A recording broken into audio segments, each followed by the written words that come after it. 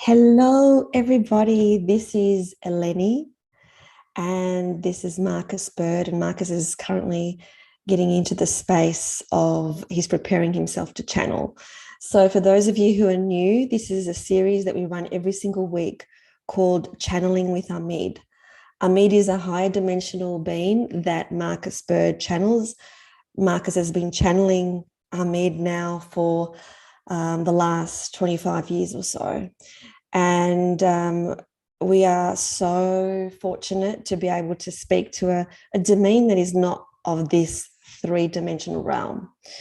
So Marcus is just now in the space of speaking to Ameed. And the first thing I'd like to say is, Ameed, are you there?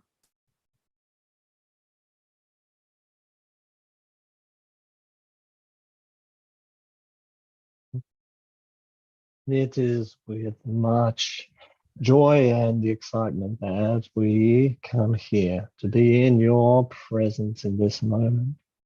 And as we journey into this space with you, we understand the confusion and distress that is appearing as you move and change in dimensions, in frequency and vibration. As the shifting is appearing, we understand that the physical human form can drop into an fear, anxiety space, and in that space be worried and concerned, but also confused about the reality that is the existence that you are experiencing.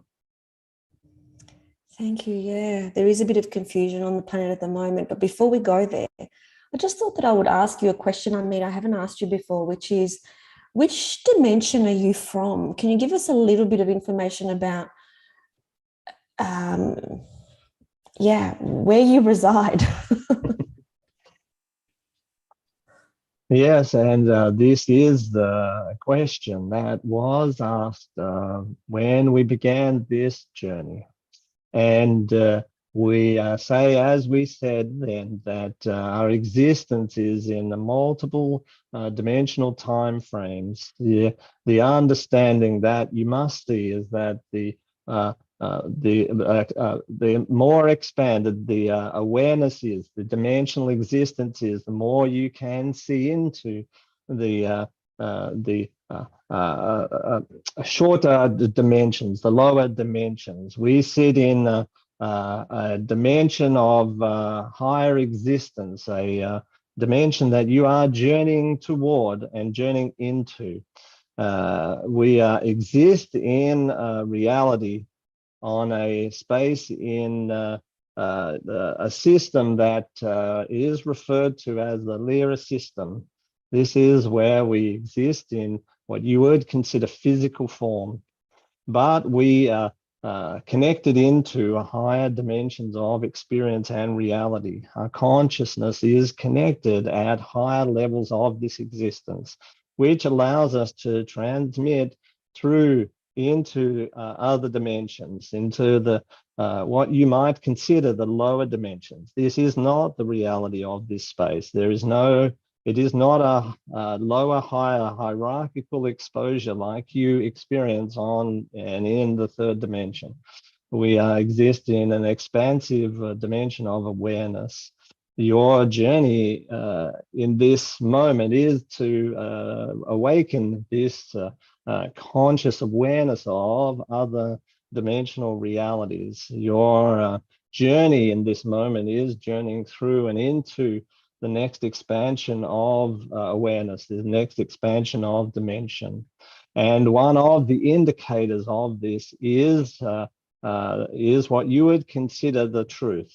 As you step into and expand into other dimensions of reality, you will understand that the further you journey, the more truth and reality exists, the ultimate absolute truth. This is why at a higher dimensional reality, we can understand more of what's going on, more of how the universe is constructed. What is the truth of the universe? Whereas here in this dimension, you are not at the truth level of dimension. So there is what you would consider deception, both the personal deception through your mind and through your feelings, and also deception from others. In this realm, deception has been part of the existence. As you expand into the other dimensions of reality, deception cannot exist. In our dimension, there is no deception. There is no what you would call the ego space. There is only the purity of the energetics. And there is no need for truth or not truth. There is no need for deception. There is no requirement for the ego to exist. This is part of your journey, and why in this moment there are many questioning. There are many in a distressed state because they are beginning to connect into this concept of the truth. And the truth is not aligning with their past imaginings of what is real. As you journey through this, you begin to become aware of those that are trying to hold on to this space and those that are open to the expansion. And you start to experience those that are deceptively informing to maintain the ego of control. This is breaking down rapidly, and in this shift, you will recognize that it causes a destabilization, a disharmonic resonant pattern. As you sense into and feel into this disharmonic resonant pattern, you will feel the anxiety, you will feel the worry, you will feel the concern. This is a byproduct of this transition, but we're here to let you know that this is just a natural transition, and the more you can open up to the consciousness, to feel into what is the reality, what is the truth, the more you will bring in the harmony and transition with the comfort. We are existing in a space and time that we are looking forward to welcoming you into. Our system that you inquired about is a binary star system. It is a system in one sector of the universe. This sector is the visible experience of the universe. There are 12 sectors of universal experience that you cannot see. These sectors make up the entirety of this universe in an experience of multiverses that exist. There is a bigness that in this concept, in this small concept of reality experience, there exists a level of sight that doesn't allow you to expand into the wholeness of the truth of the multiple universes that exist. So in this space, you are contained by a consciousness, by a sight, by a system of containment that helps you to experience the fullness of this theme park. In that experience, you are collecting the pieces of a much bigger jigsaw puzzle. And you will recognize that you will journey into other theme parks to collect other pieces. This is like a big adventure hunt to find all of the particles and pieces of the truth of your existence. It is a consciousness journey that you are on to assist in expanding the consciousness of the universe itself. And so you will journey through many different adventure parks, theme parks, to collect the pieces of consciousness and awareness that you need to collect to help piece together and help to join. The concept is a difficult one for us to share. We try to use the metaphor examples to help your consciousness understand, but you are collecting pieces of a much bigger puzzle that helps in the universe to continue to evolve and to expand. You were sent out on a mission, and you often talk of the mission that you are on, but there is a bigger mission that you have been sent on to collect these pieces. And along that journey, the interference patterns of the ego thinking it can control what pieces it finds. This is, again, part of the journey, the part of the adventure that you are on. You talk about finding the pieces to the puzzle, and is there anything that you would recommend that or suggest or guide us as to how we can continue to find more pieces to this puzzle? Yes, there is much that we can share with you to offer in this adventure. And it is the grand ironic conundrum of the universe, in such that when you stop searching, you will find. When you stop hunting and desperately looking around for these pieces, that you will find it as you drop in and connect into the deeper reality of existence. Then the pieces will show themselves. And this is the interesting aspect of this, is that this is not a finding, but more a realization, more a remembering and awakening of the pieces. And so you journey here to go on this grand hunt, when all the time the hunt is not needed. The pieces are already with you. This is part of the circular nature of the consciousness and the awareness, is that you search outside of you when actually the pieces are already with you. This is the grand conundrum, but this is the way it is, the way that has been set up to help you expand your consciousness. If it was just to find the pieces outside of you, in the middle of the forest, this would not assist in the expansion of consciousness, because it is a circular process. You are constantly thinking about the linear aspects of this experience, and we would invite you into realizing the circular nature of the experience. As you look out, you learn that eventually you come back within, and the pieces then show themselves. Thank you so much. Yeah, the pieces are within us. So I'm guessing that in order to connect to those pieces that are within us, that the best thing that we can do is to be still and to meditate and to connect to our truth. And once we've done that, and I know it's an ongoing process and not a once off, what's the next thing we do with those pieces? In the exploration and the finding of the pieces, you will then be allowed free to expand your consciousness awareness. You will then begin to see the matrix of existence. Things will open up to you that may at first seem unusual and strange, but they are part of the reality of this experience.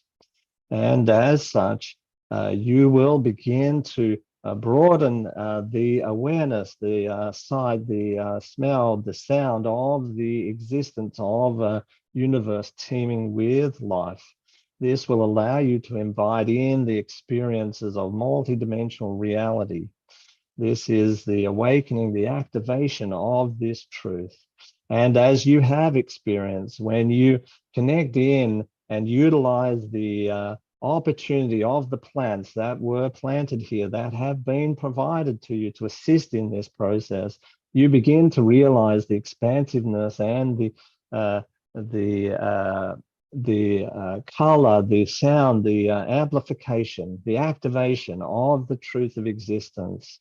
And we ascend into your experience, and we recognize that you understand the changes that appear from journeying into those experiences.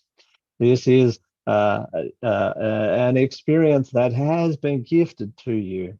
It is not the experience for everyone because you are all on this journey separately together.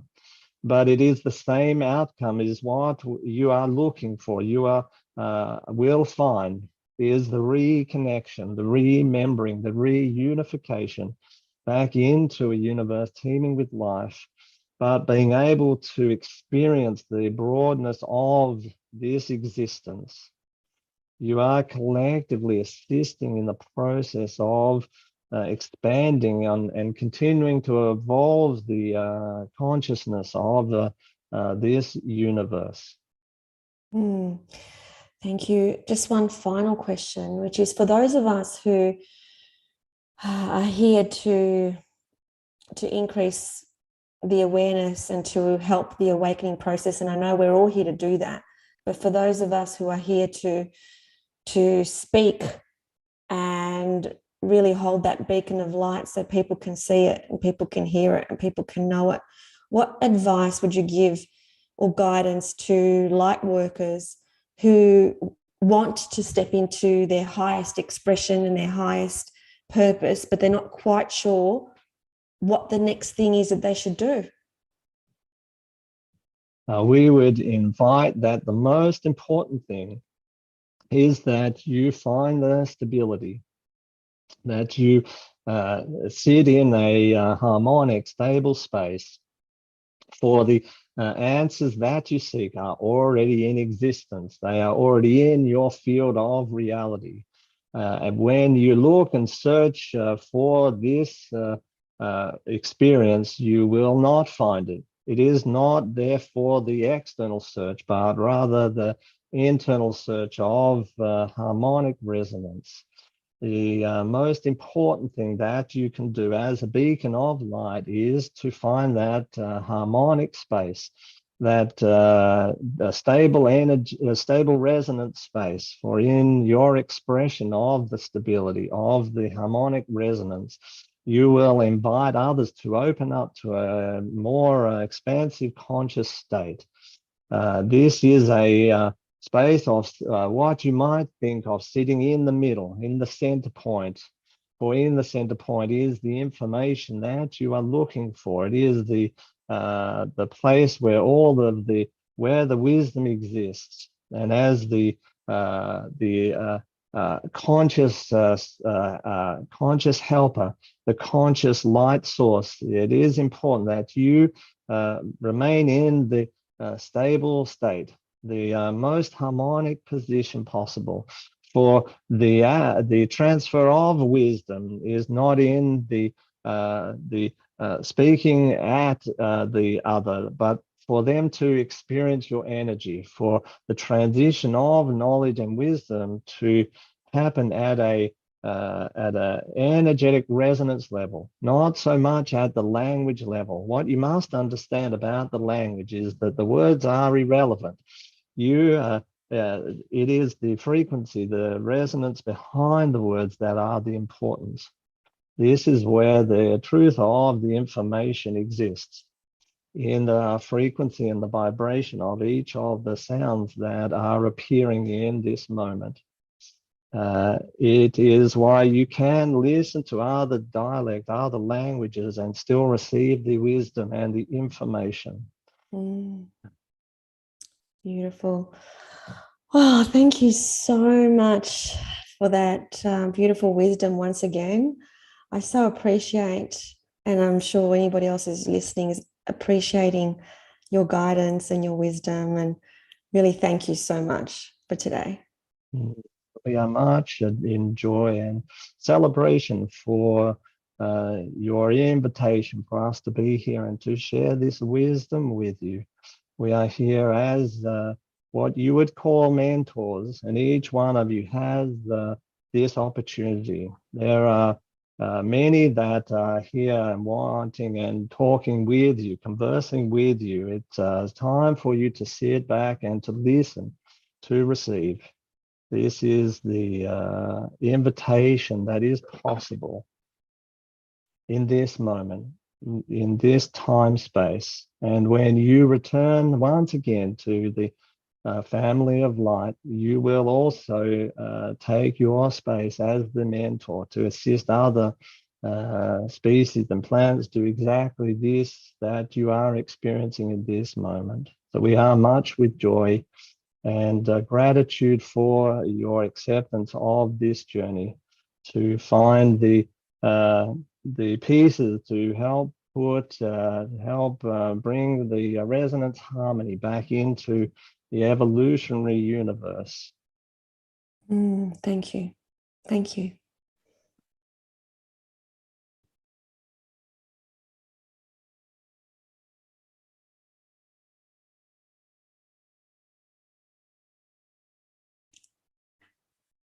Hello. Hi, that was Hi. awesome. Yeah, so if we just, are you feeling okay? Yeah, I'm feeling good. Good. Feeling good. Yeah, so I just want to just talk about a couple of the points. One was that, really what we're here to do is collect what Ameed said, all the puzzle pieces to the puzzle. Yeah. And we keep looking for the puzzle pieces outside of ourselves when really they're all inside of ourselves. And I know that with myself, this practice that I've been doing for the last 6 weeks, I know you've been doing it for much longer, but for me, I always struggled with meditation.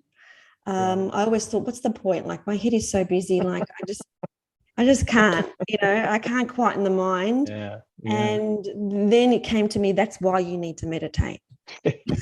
Absolutely. Because Absolutely. you need to just let it be. If the thoughts are there, let them come.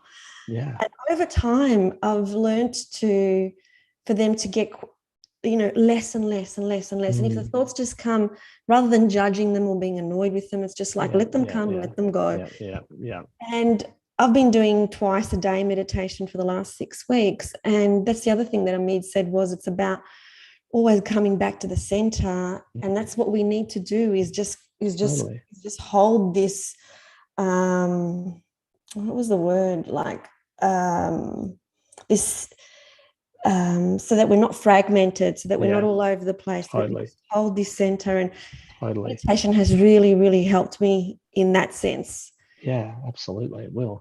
And the other thing that, well, first, do you want to talk to that before we go to the second point that Ameed said? Well, I think, the thread of, all these conversations, around that stable, being stable in space and time is always a big thing that's been shared. And, as part of that, the more you can come into the center, the more stable you're going to be. The ironic nature of this, I think, is that is the sort of comments around, in the nothing is everything, right? And it's a conundrum for the brain because the ego especially goes, well, that's ridiculous. What do you mean there's everything in nothing? How can there be everything in nothing? That doesn't make any sense. But in your experience, not only with meditation, but some of the other things you've done, you see that, don't you? You see that because all of a sudden you go into nothing and then there's all of a sudden there's everything. And, right? And that's reality there. And that's right. And it's hard to explain, to someone who's sitting there who hasn't had any experiences, maybe has never meditated, right? It's a conundrum. It's like, well, that makes no logic sense. But that's the thing. It's not meant to make logic sense. That's the problem. We're desperately trying to make logic sense out of it. And you can't make logic sense out of this. Because every time you do, you're making logic sense out of a frame of reference that you understand. But this is almost beyond understanding. Do you know what I mean? It's beyond that. And it limits our ability to expand. If science, for example, really went in with this sort of focus, then we'd find things so much faster because we wouldn't have to slowly expand the logic. Okay, there's an expansion. We didn't think we'd see that. Now it's a bit bigger. Oh my God, it's bigger. And slowly but surely. If you do it the other way around where you just go straight into it, it's like, oh my God, it's all here. Great. Now let's translate that. Now let's bring that in.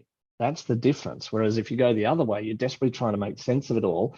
And then you share that sense. Whereas if you go within, you just call in all of the pieces and you can translate that in. We all have the ability to do that. Exactly. It just reminds me of, an ant. I always bring up the ant analogy because I think it's so perfect, because what's the ant's understanding of the universe? Yeah. And we're that ant.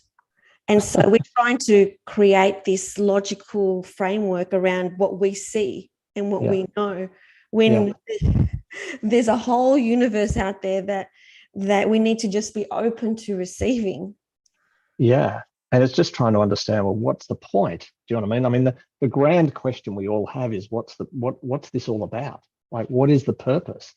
And I think it's an interesting question, but I don't think it's one you should answer by trying to search for it. You just answer by being with it, right? Because otherwise you then look at the ant and you go, well, what's the point of an ant?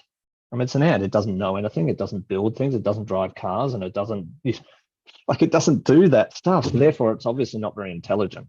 It's obviously just a stupid little ant, right? But that's not we know that's not the case. It plays an important role in the energetic aspect of everything that's playing out. And the journey of this universe is one of evolution and expansion. Yeah. Yeah. And every time a being enters this space and goes on this journey, the expansion happens, right? Because in the finding, more expansion happens. Do you know what I mean? Like if we sat there and did nothing, then nothing would happen. But because we're doing something, right? Us and many other species and beings all over the place are doing something. They're finding the pieces. They're searching, searching within or learning to search within.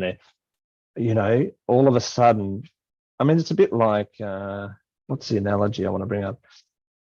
It's a bit like you can imagine something, but until you actually experience it, it does not the same. Now, I know the research of the brain says it doesn't matter whether you imagine but that's not necessarily real. You can imagine something, but until, you can imagine Cyprus or Italy or being in Greece. But if you've never been there, or falling in love, how do you explain how do you that? know? Well, you can't. You can't explain falling, or having a child. No, you can't explain. Or the that's feeling exactly of your right. child on your breast. You can't. And it's kind of funny because, when my brother had children and I had children later, I never got it. Had no idea. Didn't get it until I experienced it. And this is what this journey's like.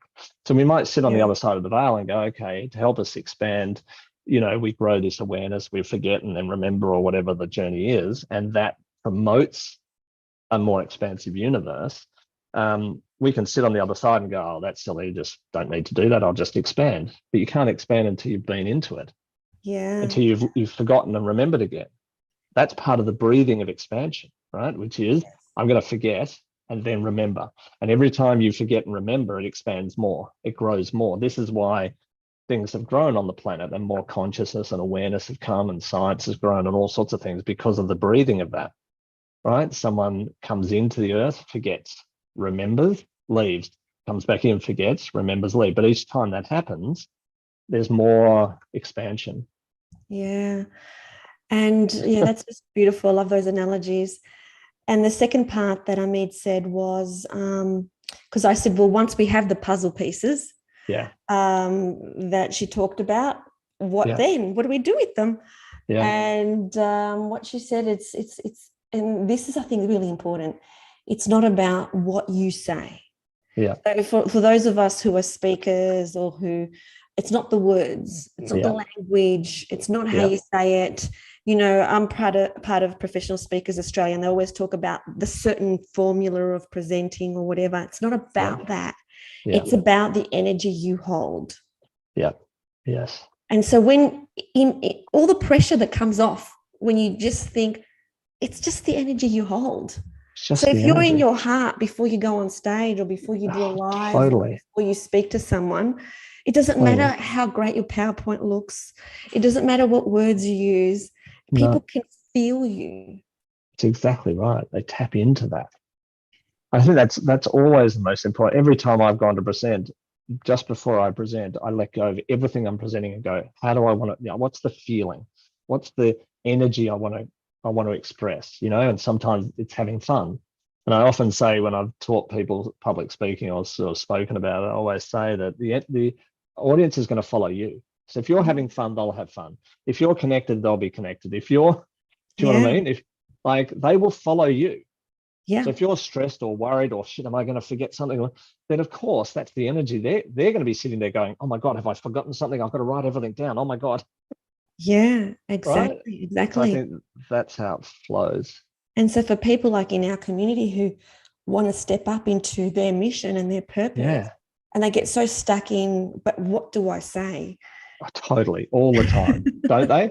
I mean, I've been guilty of that many times, sitting there going, I've got nothing to say. I've got nothing to say. It's like, hello. Hello.